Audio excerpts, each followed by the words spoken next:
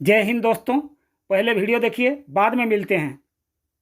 दोस्तों, पाकिस्तान के अखबारात के अंदर और पाकिस्तान के यूट्यूब चैनल्स के ऊपर पिछले 2 दिन से बाबर आजम के कप्तानी छोड़ने के ट्वीट के बाद कहानियां घड़ी जा रही हैं, स्टोरियां सुनाई जा रही हैं, बातें बताई जा रही हैं, अंदर की खबरें खोद खोद के लिखी जा रही हैं कि बाबर बड़े दुखी थे, बाबर पाकिस्तान क्रिकेट बोर्ड से नाराज थे।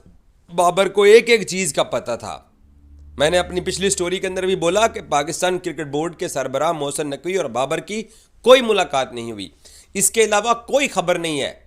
ये जो अखबारात के अंदर आज एक्सप्रेस के अंदर हेडलाइन लगी हुई है कि अपनों से दिल बर्दाश्ता, अपनों के सताए हुए बाबर आजम। जंग अखबार ने कुछ लिखा हुआ है, जियो ने कुछ लिखा हुआ है। अजीब अजीब कहानियां सुनाई जा रही हैं कि बाबर आजम बड़े दुखी थे, बाबर आजम को दीवार के साथ। वो कोई दुखी नहीं था भाई। मैंने 7 सितंबर को यूट्यूब के ऊपर यह स्टोरी करके आपको बता दिया था कि अगर बाबर आजम कप्तानी जिस वक्त भी छोड़ेंगे तो बाबर के करीबी ज़राए, उसकी फैमिली, उसके पेरेंट्स, उसके भाई, उसके दोस्त या उसका जो क्लोज सर्कल, जो दोस्तों का जो उसका ग्रुप है, कोई दुख ही नहीं होगा। और मैं कल से देख रहा हूँ कि मीडिया पे, सोशल मीडिया पे और लोग डिफरेंट नाम ले रहे हैं कप्तानी के लिए। बाबर ने रिज़ाइन किया तो, लेकिन पीसीबी ने कंफर्म कर लिया, एक्सेप्ट कर लिया। मैं अगर होता तो मैं कभी ना करता, ऑनेस्टली बताऊँ। मैं उसको कहता नहीं बाबर, आपने हमें अनाउंस किया हुआ है तो आप चैम्पियंस ट्रॉफी तक कैप्टनसी करेंगे। आप ही ने करनी है, कोई और अब है ही नहीं, बच्चा ही कोई नहीं है, छोड़ा ही कोई नहीं है, तो आप ही हैं, तो आपने करना, हमने अनाउंस किया हुआ है। ऐसे नहीं होता कि पाकिस्तान की क्रिकेट मुश्किल में है तो आप छोड़ जाओ। जब आप इजी थे उस वक्त कंटिन्यू करते जा रहे थे, अब आप पे थोड़ा सा प्रेशर आया तो आपने पाकिस्तान की क्रिकेट को छोड़ दिया। तो ये बातचीत बंद कमरे में होनी चाहिए थी बाबर के साथ, फिर जाके रिज़ाइन एक्सेप्ट होता। इतने साल की ये 4 महीने और कर लेता, कुछ नहीं होना था। बाबर की वैल्यू बननी थी, बाबर की रिस्पेक्ट होनी थी पीसीबी की नज़र में। अब कुछ भी हुआ, जहाँ मौका मिला तो कौन फेवर करेगा, कौन थोड़ा सा बाबर के हक़ में बात करेगा। उन्होंने सोचना कि अब अच्छा हमारी बात नहीं सुनी, हम लोगों ने जो डिसीजन लिया, इतना कुछ साहब पीसीबी ने, चेयरमैन ने, सिलेक्शन कमेटी ने, तो अब आपको जब ज़रूरत पड़ी तो हम क्यों करें। तो इसलिए ये सारी चीज़ें सामने रखते एक पेज पर आके खेलते हैं। अब 2 दिन में वो टेस्ट मैच जीतना, यकीन करो मैं अभी भी नहीं मानता, ऐसा नहीं होता, लेकिन इंडिया ने करके दिखाया है।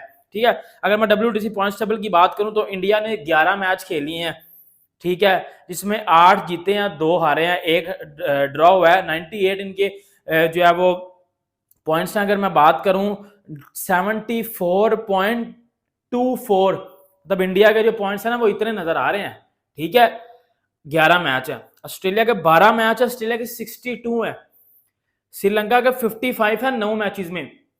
इंडिया अगर अगला जो इंडिया का है, इंडिया 3 जो न्यूजीलैंड वाले मैच है वो तीनों जीतता है ना, तो जो बॉर्डर गवस्कर ट्रॉफी होगी ना, अगर जो कुछ मेरे घंटे के पाकिस्तान में बैठ के बकबक लगे हुए हैं कि इंडिया जब ऑस्ट्रेलिया जाएगा ना तो फिर इंडिया का पता चलेगा, बेटा वो 4 बॉर्डर गवस्कर ट्रॉफी पेल गए हैं ऑस्ट्रेलिया के, 2 घर में और 2 अपने घर में। तो बेटा आप बेगानी शादी में अब्दुल्ला दीवाना वाला काम मत करो, अपनी ना अपने घर में अपने घर की तरफ देखो। ठीक है, आपकी टीम तो बाहर है तो अपनी टीम को तरफ देखो, बाकियों में तांग जांग करनी बंद करो। एक तो ये हो गया, इंडिया ये 3 मैच जीत के न्यूजीलैंड वाले डायरेक्ट हो जाएगा, अभी भी डायरेक्ट है, अभी भी इंडिया फाइनल में है। और मैं कसम उठा के कहता हूं इंडिया फाइनल में है, अभी भी मैं कहता हूं फाइनल में है, लेकिन फिर डायरेक्ट हो जाएगा, फिर डन हो जाएगा। दास को आप देख लें, लिटन दास और मेहदी हसन, ये पाकिस्तान में ऐसे बने हुए थे जैसे पता नहीं पूरी पाकिस्तान दुनिया ही क्रिकेट में इनसे बड़ा कोई प्लेयर ही कोई नहीं है। मैं लिटन दास जो है इतने बुरे तरीके से पाकिस्तान के बॉलर्स को मार रहा था, चाहे स्पिनर हो चाहे फास्ट बॉलर्स हो, क्योंकि उन्होंने बहुत पैथेटिक किस्म की बॉलिंग की थी। यहाँ पे ऐसा नहीं है, यहाँ पे आप बुमराह पैथेटिक बॉलिंग नहीं करता है, यहाँ यशवंत हो गया, जडेजा हो गया, ठीक है, ये पैथेटिक बॉलिंग नहीं करते हैं। इनको इतना आसान नहीं है जो है वो रन्स करना, जिसकी वजह से आउट हो गई पूरी टीम। मतलब श्रीलंका देखें, एशिया में और दूसरी टीम्स देखें, पाकिस्तान देखें, बांग्लादेश देखें, अफगानिस्तान देखें, श्रीलंका देखें, मुझे लगता है कोई एक पाकिस्तान ही है जो कि बहुत ही पीछे रह गया। हर जगह से कोई ना कोई आपको इंस्पायरिंग परफॉर्मेंसेस नजर आ रही है, not only by the individuals की जो परफॉर्मेंसेस हैं ये इग्नाइट करी है पूरी यूनिट को, और पूरी यूनिट में ट्रांसफॉर्म होकर ये परफॉर्मेंसेस सामने आ रही हैं। वही श्रीलंका है जो अपने घर में लास्ट टाइम 2-0 हारी थी, पिछले साल की बात है, और यही श्रीलंका है जो कि अब ऐसा बाउंस बैक करी है कि इंग्लैंड के खिलाफ आखिरी टेस्ट मैच जीता। बार भाई आकाशदीप को आप कैसे देख रहे हैं? 2 विकेटें उसने आके दी, और जिस तरह से वो एक ऑस्ट्रेलियन टूर से पहले, जाहिर सी बात है तैयारी तो असल ऑस्ट्रेलियन टूर की हो रही है। आप देखें शामी की एब्सेंस, शार्दुल ठाकर की एब्सेंस, मतलब ये 2 इनके पक्के होते थे, उसकी एब्सेंस में आकाशदीप आके इस तरह से अपना नाम बना रहा है। कमाल ही नहीं कर रहा है ये यंगस्टर लड़का? यार ये मतलब इन लड़का, इंडियन मैंने पिछले मैच में भी आपको बताया था कि ये बॉल को हिलाना जानता है दोनों तरफ, यानी इन स्विंग भी जानता है, आउट स्विंग भी जानता है, और मेरे ख्याल में ये बहुत बड़ा, और इसकी जो सबसे अच्छी चीज है ना उस्मान, वो ये है कि इसको अपनी लाइन और लेंथ पे कंट्रोल है, ये कंसिस्टेंट एक जगह पे बॉल कर सकता है, ये सबसे बड़ी चीज होती है टेस्ट क्रिकेट में। वो बॉलर जो दोनों तरफ बॉल को स्विंग कर सकता हो, नंबर 1। दूसरे नंबर पे जो कंसिस्टेंट एक जगह के ऊपर बॉल कर सकता हो और एक ही जगह से बॉल को अंदर ला सकता हो और एक ही उसी जगह से बॉल को बाहर लेके जा सकता हो, वो बहुत घातक, बहुत खतरनाक किस्म का बॉलर कंसीडर किया जाता है। और मुझे तो बहुत अच्छा लगा है, पिछले मैच में भी उसने जो स्पेल्स किए हैं वो बहुत अच्छे, और कम से कम वो जो लड़का था ना मुकेश कुमार, जिसको हमने पिछली सीरीज में देखा था, उससे तो ये बहुत अच्छा है। पाकिस्तानी है। हमारा मानना यह था कि बांग्लादेश से भी आप हार गए तो बेहतर है कि नए प्लेयर्स के साथ जाते। कम से कम इन शहजादों को, जिनका सेंटर कॉन्ट्रैक्ट आप अभी तक रोक के बैठ के उनको थोड़ा बावर करा रहे हो, जिनके प्राइवेट लीग्स के एनओसी रोक के आप जिनको बावर करा रहे हो, जब तक आप इनको पाकिस्तान क्रिकेट टीम से ड्रॉप नहीं करोगे, इनको अकल नहीं आने वाली है, ना परफॉर्मेंस ठीक होने वाली है। बहरहाल बाबर आजम के बारे में ये खबरें फैला देना कि वो दुखी है, भाई वो कोई दुखी नहीं है। उसने जो फैसला किया ठीक किया। गैरी क्रिस्टन अब भी उसको कप्तान बनाना चाहता था, उसको वनडे फॉर्मेट की वो कप्तान, जब बाबर ने कहा कि मैं नहीं करना चाहता तो उसने कहा कि चैंपियंस ट्रॉफी तुम्हारे मुल्क के अपने मुल्क में हो रही है तो चैंपियंस ट्रॉफी तक कप्तानी कर रहे हो, कहते नहीं मैंने माफ़ करो, मैं इन्हों का कप्तान नहीं बनना। ये जो लोग देखें, उसको ये अंदाज़ा उस वक्त नहीं था जब वो T20 का कप्तान बना था, शहीन को पीसीबी ने हटा के बाबर को बनाया था, मुस्तफा नकवी नए नए पीसीबी में आए थे, उसको अंदाज़ा नहीं था। ये तो उसको बाद में अंदाज़ा हुआ कि ये जो कल के स्टार हैं ये अपने कद से भी ऊपर निकल चुके हैं, परफॉर्मेंस उनकी ज़ीरो है और साजिशें उनकी आप लोगों ने देख ली हैं कि बेड़ा गर्क हो गया पाकिस्तान क्रिकेट टीम का। तो उसको तब अंदाज़ा अगर होता तो अच्छा तब भी कप्तानी ना लेता। तो वो बिल्कुल भाई कोई दुखी नहीं है, कोई वो आइसोलेटेड नहीं है, उसका फोकस है अपनी बैटिंग के ऊपर, वो बैटिंग करेगा और वो बैटिंग करके ये प्रूव करेगा कि इस टीम के अंदर वो 10 बहनों का अकेला भाई है। और पाकिस्तान की हिस्ट्री में जो कप्तान आए हैं ना, जिनके अब नाम लिए जा रहे हैं, पहले मेरे ख्याल से उन बंदों को सोचना चाहिए कि क्या वो 15 में जगह बना रहे हैं। 11 तो बहुत बाद की बात है, उसके बाद कप्तान बनना तो मेरे ख्याल से ऐसी चीज़ है कि इस पर कोई डिबेट ही नहीं है। 15 में आए, 11 में आए, अपनी जगह पक्की करे, 1-2 साल खेले, टीम को जितवाए, फिर उसका नाम आता है कप्तानी में अगर उस टाइम का कप्तान अच्छा नहीं कर रहा। बाहर बैठे नाम फ्लोट करना शुरू कर देते हैं अपने अपने फेवरेट्स का। ये पाकिस्तान की क्रिकेट है कि किसी के घर की क्रिकेट है? जो आता है किसी का भी नाम ले लेते हैं। ये नाम पीसीबी में जाते हैं, उनके अपने बंदे फ्लोट करते हैं क्योंकि उनकी टीमों के कप्तान हैं। ऐसे कैसे हो सकता है? अपना नाम बनाने के लिए पाकिस्तान की क्रिकेट इसी वजह से नीचे जा रही है, कहाँ से कहाँ आ गई है, ऐसे ब्लंडर मार मार के। पाकिस्तान की हिस्ट्री में कभी सोचा जो नाम फ्लोट करते हैं कि कौन कौन से कप्तान ऐसे हैं जिन्होंने बड़ी प्राइड के साथ कप्तानी की है, कोई कॉम्प्रोमाइज़ नहीं किया अपनी पाकिस्तान की क्रिकेट के साथ, अपने सिस्टम के साथ। मैं अपने टाइम की बात कर रहा हूँ। ग्रेट इमरान खान, ग्रेट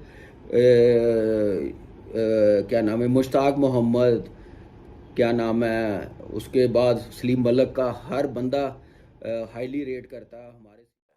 ये जो टेस्ट मैच है ये बिल्कुल कहीं से भी नहीं लग रहा था कि इंडिया की टीम ये टेस्ट मैच जीतेगी। और भाई मेरे कल जब मैंने वीडियो बनाई थी, मैं कमेंट्स देखता नहीं, कुछ लोगों ने मुझे कमेंट्स करके बोले यार आप तो बिल्कुल इंडिया की बुराई कर रहे हैं, आप तो ये कर रहे हैं कि जी बांग्लादेश बहुत बुरा खेला, इंडिया ने बॉलिंग बुरी नहीं की।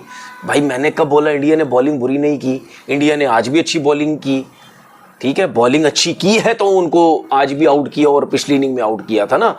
या मैंने ये बोला था कि बांग्लादेश ने बहुत ज़्यादा बुरी बॉलिंग की, नो डाउट इंडिया के बैट्समैन बहुत अच्छा खेले, लेकिन बहुत बुरी बॉलिंग की जिसकी वजह से वो बहुत अच्छा खेले। इतनी खुले तरीके से इंडिया को रन्स नहीं करने देने चाहिए थे जितने जितने उनको कल जो है वो करने दिए हैं। आज भी आप देख लें, खैर वो तो सिर्फ 95 का टारगेट था और 17 ओवर में ये रन्स जो है वो कर लिए। ओवरऑल पूरे टेस्ट मैच के अंदर ये जो 2 दिन का गेम था, ये जो 2 दिन का गेम था, इसके अंदर ही जो पहली इनिंग में जिस तरीके से आउट हुई है ना बांग्लादेश की टीम, उसने जो है वो सारा माहौल जो है वो बना लिया है, बना के दे दिया इंडिया को, ये ले जी आप ये टेस्ट मैच जो है वो जीते। और ये वही बांग्लादेश की टीम है भाई कि पाकिस्तान में कि क्या नज़र आती थी आपको और इंडिया में जो है वो क्या नज़र आती है। जिस कहने को दिल कर रहा है, कमांडो कमाल इनिंग्स खेली है यार उसने, 182 की जो उसने इनिंग्स खेली। आपको पता है कि उसने साउथ शकील का 7 लगातार टेस्ट मैचेस में 50 बनाने का रिकॉर्ड तोड़ दिया। ये 8वां टेस्ट मैच है जिसमें लगातार उसने 50 बनाई है। उसके बाद उसने सर डॉन ब्रैडमैन का रिकॉर्ड बराबर कर दिया। 13 इनिंग्स में उसने जो है वो 1000 रन्स कंप्लीट कर लिए हैं 13 टेस्ट मैचेस में। और ये सर डॉन ब्रेड का रिकॉर्ड है। ये सचिन तेंदुलकर नहीं कर सका, ये विराट कोहली नहीं कर सका, ये बाबर आजम नहीं कर सका, ये ब्रायन लारा नहीं कर सका, ये कमांडो वायरस माफ कीजिएगा कमांडो नहीं, ये वो स्लिप ऑफ टंग है, मैंने कमांडो मेंडेस जो है वो ये कर गया। कमाल है जनाब। but it's time for me to step down and focus on my playing role। तो पहले क्या गुल्ली डंडा खेल रहा था तू? करीब पहले कप्तानी में वैसे फोकस नहीं हो, तो पहले गुल्ली डंडा खेल रहा था तू घंटे के। Captaincy has been a rewarding experience but it's adding a significant workload.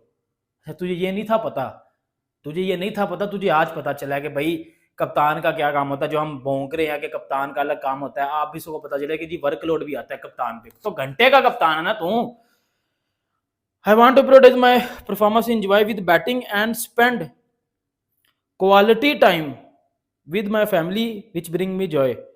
मतलब अब कह रहा है, इस घंटे का मतलब है कि मैं एज अ प्लेयर अब खेलूंगा और अपनी इंडिविजुअल परफॉर्मेंसेस बेहतर करूंगा और अब टीम के लिए रन्स करूंगा। तो घंटे के पहले तू गुल्ली डंडा खेल रहा था, नहीं पहले तू क्या खेल रहा था? बांदर किला खेल रहा था पहले कि जो अब तू क्रिकेट में आएगा। मतलब यही है ना भाई, साफ उसकी लाइनों से पता चल रहा है। ये तो चलो हो गया। वीडियो पसंद आया तो वीडियो को लाइक कर दीजिए और चैनल को सब्सक्राइब कर दीजिए। अगर कोई आपके पास सुझाव है तो नीचे कमेंट करिए।